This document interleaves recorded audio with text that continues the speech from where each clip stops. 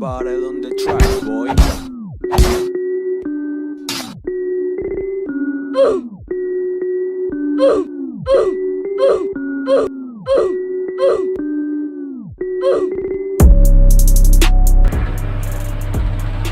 Halo teman-teman, kali ini saya akan menjelaskan tentang apa itu cloud computing. Sini yang pertama ada pengertian. Pengertiannya adalah suatu metode komputasi di mana kapabilitas terkait teknologi informasi disajikan sebagai suatu layanan as a service, sehingga pengguna dapat mengaksesnya lewat internet tanpa mengetahui apa yang ada di dalamnya, ahli dengannya, atau memiliki kendali terhadap infrastruktur teknologi yang membantunya. Menurut sebuah makalah tahun 2008 yang dipublikasi IEEE, Internet Computing, Cloud Computing adalah suatu paradigma di mana informasi secara permanen tersimpan di server internet dan tersimpan secara sementara di komputer pengguna atau klien. Termasuk dalamnya adalah desktop, komputer, tablet, notebook, komputer dinding, handheld, sensor-sensor, monitor, dan lain-lain. Jadi komputasi adalah suatu konsep umum yang mencakup SaaS, web, dan tren teknologi yang dikenal luas, dengan tema umum berupa ketergantungan terhadap internet untuk memberikan kebutuhan komputasi pengguna. Sebagai contoh, Google Apps menyediakan aplikasi bisnis umum secara daring yang diakses melalui suatu penjelajah web dengan perangkat lunak dan data yang tersimpan di server. Komputasi awan saat ini merupakan tren teknologi terbaru, dan contoh bentuk pengembangan diri teknologi cloud computing ini adalah iCloud. Oke, berikutnya ada sejarah.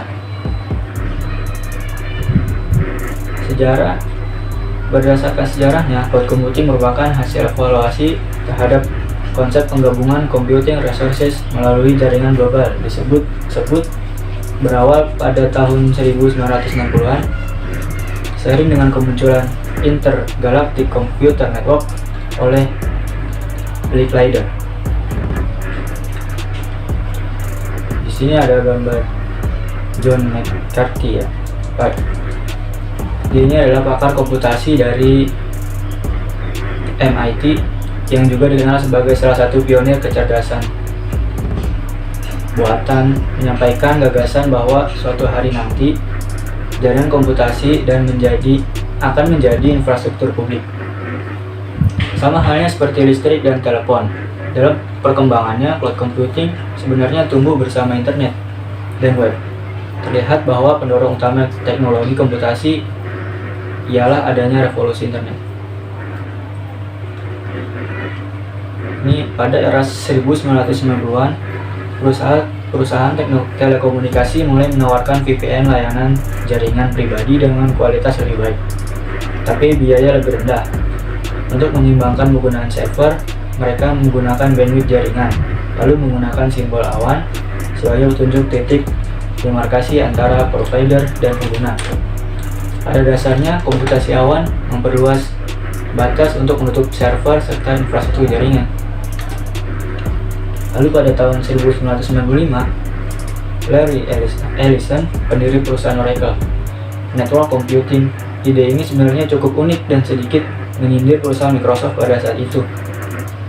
Intinya, kita tidak harus menanam berbagai perangkat lunak ke dalam PC pengguna, mulai dari sistem operasi hingga perangkat lunak lainnya. Cukup dengan koneksi dengan server di mana akan disediakan sebuah environment yang mencakup berbagai kebutuhan PC pengguna.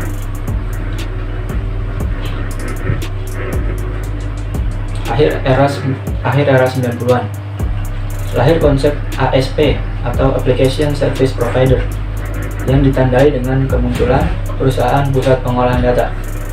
Ini merupakan sebuah perkembangan pada kualitas jaringan komputer. Akses untuk pengguna menjadi lebih cepat. Di tahun 2000, Mark Benioff, mantan wakil direktur perusahaan Oracle, merupakan sebuah perangkat lunak CRM dengan basis SaaS, Software as a Service, Tak disangka gebrakan ini mendapat tanggapan hebat. Sebagai suksesor dari visi Larry Ellison, bosnya, dia memiliki sebuah misi yaitu The End of Software. Nah, terakhir 2005 sampai sekarang, cloud computing sudah semakin meningkat popularitasnya. Dari mulai penerapan sistem, penggunaan nama, dan lain-lain. Amazon dengan EC2 atau Elastic Computer Cloud, Google dengan Google App Engine, IBM dengan Blue Core Initiative, dan sebagainya. Perhelatan cloud computing meroket sebagaimana berjalannya waktu. Sekarang sudah banyak sekali pemakaian sistem komputasi itu, ditambah lagi dengan sudah meningkatnya kualitas siaran komputer dan beragamnya gadget yang ada. Contoh dari pengaplikasiannya adalah Evernote, Dropbox, Google Drive, atau ada lagi SkyDrive, YouTube, Scriptd, dan lain-lain. Oke, kita ke selanjutnya yaitu ada struktur. Yang pertama, struktur computer front-end. Komputer front-end merupakan komputer desktop yang muncul pada halaman depan interface atau antarmuka, yang mana dalam hal ini merupakan sisi dari klien dan sistem cloud computing, yang kemudian akan disesuaikan dengan kebutuhan fungsi dari setiap interface-nya. Yang kedua ada komputer backend. Komputer backend adalah komputer untuk melayani kebutuhan penyimpanan data dalam jumlah yang besar. Contohnya adalah komputer server dan data center. Biasanya komputer backend menangani kinerja dan kebutuhan pengelolaan bisnis data berkapasitas tinggi. Yang ketiga ada komputer front and backend atau hybrid atau campuran. Struktur yang ketiga ini berfungsi untuk menghubungkan antara dua komputer di atas, di mana memungkinkan untuk bertukar informasi dan data secara cepat dan akurat. Contoh dari device ini adalah LAN, Local Area Network, dan Internet. Kita beralih ke slide selanjutnya, yaitu ada fungsi. Di sini fungsi terbagi menjadi 3, yaitu yang pertama meningkatkan kapasitas penyimpanan data.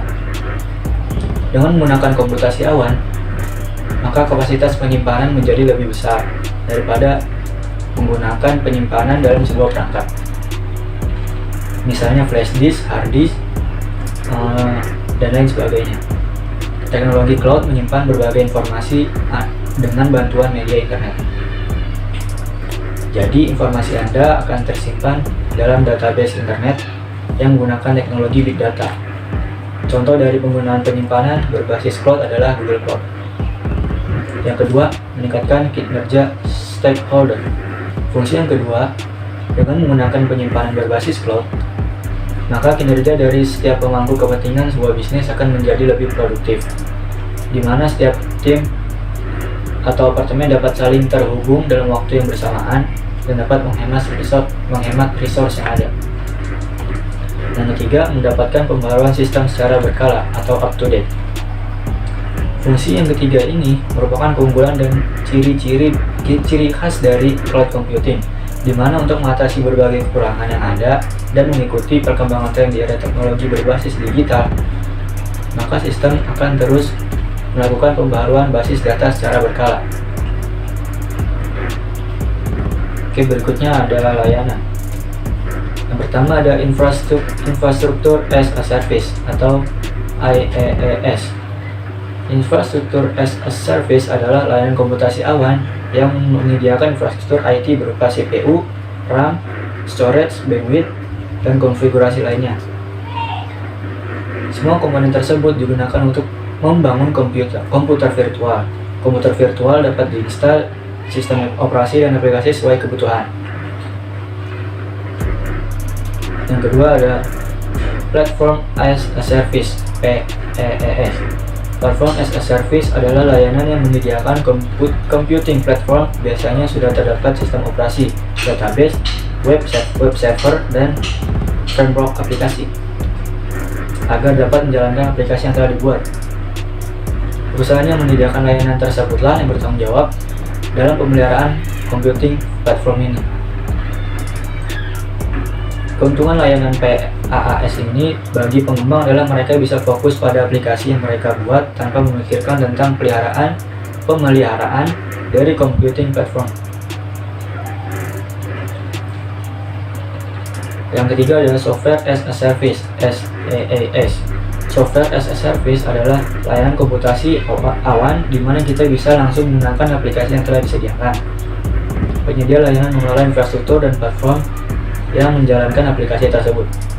Contoh layanan aplikasi email yaitu Gmail, Yahoo Mail, dan Microsoft Outlook. Sedangkan contoh aplikasi media sosial adalah Twitter, Facebook, Google. Keuntungan dari layanan ini adalah pengguna tidak perlu membeli lisensi untuk mengakses aplikasi tersebut. Oke, berikutnya ada manfaat. Yang pertama ada skalabilitas. Apa sih itu? Yaitu dengan cloud computing, kita bisa menambahkan kapasitas penyimpanan data kita tanpa harus membeli peralatan tambahan, misalnya hard disk, flash disk, dan lain-lain. Kita cukup menambah kapasitas yang disediakan oleh penyedia layanan cloud computing. Yang kedua ada aksesibilitas, yaitu kita bisa mengakses data kapanpun dan dimanapun kita berada, asal kita terkoneksi dengan internet. Yang ketiga ada keamanan, yaitu data kita bisa terjamin keamanannya oleh penyedia layanan cloud computing, sehingga bagi perusahaan yang berbasis IT, data bisa disimpan secara aman di penyedia cloud computing. Itu juga mengurangi biaya yang diperlukan untuk mengamankan data perusahaan. Yang keempat ada kreasi, yaitu para user bisa melakukan atau mengembangkan kreasi atau project mereka tanpa harus mengirimkan project mereka secara langsung ke perusahaan, tapi user bisa mengirimkannya lewat penyedia layanan cloud computing. Yang terakhir ada kecemasan. Ketika terjadi bencana alam, data milik kita tersimpan aman di cloud meskipun hard disk atau gadget kita rusak. Oke, berikutnya ada cara kerja. Untuk teknologi cloud computing sendiri menjadikan internet sebagai pusat server dalam mengelola sebuah data. Sistem sangat memudahkan user dalam mendaftar dan masuk kepada aplikasi tanpa perlu menginstalnya terlebih dahulu. Karena tidak memerlukan proses instalasi, maka penyimpanan dilakukan secara virtual, sehingga tidak membebani penggunaan memori pada perangkat komputer klien. Kemudian, teman-teman bisa menjalankan berbagai perintah yang ada pada menu tampilan antarmuka dan selanjutnya akan diproses oleh server aplikasi. Lalu keuntungan dan kelemahan atau kelebihan dan kelemahan. Selain bisa menghemat kapasitas penyimpanan di hard disk komputer atau laptop, teman-teman juga bisa mendapatkan keuntungan lainnya seperti satu, biaya lebih hemat dibandingkan on-site server.